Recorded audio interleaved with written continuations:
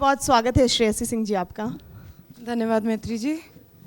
आपने शूटिंग में भारत को अंतर्राष्ट्रीय स्तर पर मेडल जिताया है, उसके बाद आपकी राजनीति में एंट्री हुई जी। सबसे पहले तो मैं यही सवाल करूंगी कि एक खिलाड़ी जब राजनीति में आता है तो कैसा महसूस होता है? मुझे लगता है कि सिर्फ खिलाड़ी या निशानेबाजी मत कहिए, ज़िंदगी में एक बहुत अहम चीज़ है जो हार होती है। ज़िंदगी कभी भी एक सामान्य नहीं रहती है और ज़िंदगी में यदि हार कर व्यक्ति जीतता है या अपने आप को अगले चुनौती के लिए तैयार करता है, वो खेल सबसे ज़्यादा आसानी से या सबसे ज़्यादा बेहतरीन तरीके से एक व्यक्ति को सिखा और समझा सकता है। तो खेल ने मुझे हारना सिखाया और हार के दोबारा खड़े होकर जीतना सिखाया। एक खिलाड़ी के रूप से मैं ये अपनी राजनीतिक और व्यक्तिगत ज़िंदगी में ये सीख लेकर आती हूँ। एक खिलाड़ी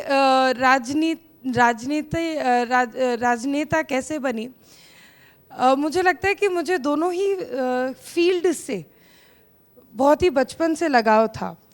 एक बेटी के लिए अपने पिता को हमेशा एक सुपर हीरो जैसा हम लोग देखते हैं, एक रोल मॉडल की तरह देखते हैं।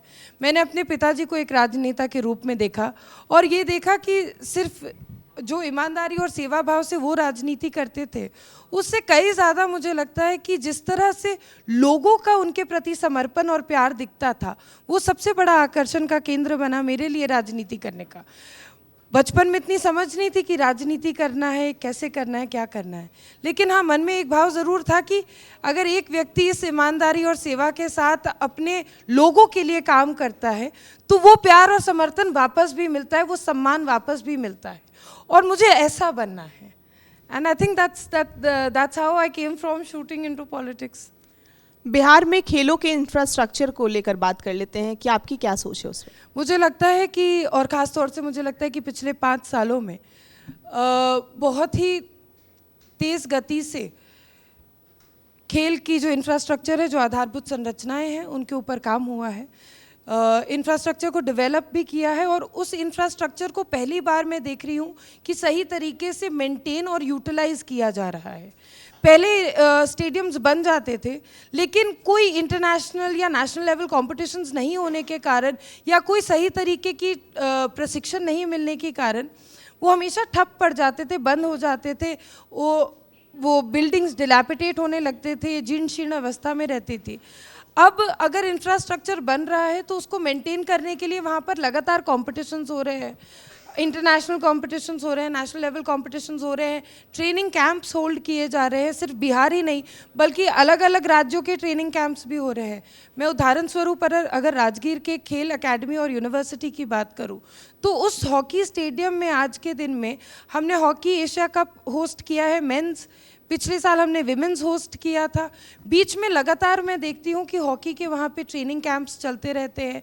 बिहार के ही नहीं बल्कि अगल बगल के राज्य के खिलाड़ियों को भी वहाँ पर प्रशिक्षण मिलने का मौका मिलता है। आज मेडल लाओ नौकरी पाओ जैसी योजना के माध्यम से 71 से ज़्यादा खिलाड़ी ऐसे हैं जो कि सरकारी नौकरी पा चुके हैं एक पदक जीतने के माध्यम से। क्रिकेट का इंफ्रास्ट्रक्चर डेवलप किया जा रहा है, जगह जगह पे पंचायत लेवल, प्रखंड लेवल पर इंफ्रास्ट्रक्चर डेवलप कर रहे हैं।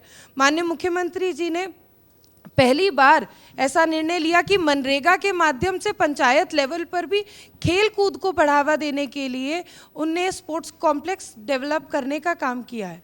तो बहुत ही तेज़ गति से काम हो रहा है और अच्छी बात यह है कि अब जो काम हो रहा है उसके साथ साथ उसके आगे की क्या रणनीति है, किस तरह से उसको मेंटेन किया जाएगा, किस तरह से उसको उपयोग में लाया जाएगा, ये भी, इस पर भी काम हो रहा है, वो अति आवश्यक है।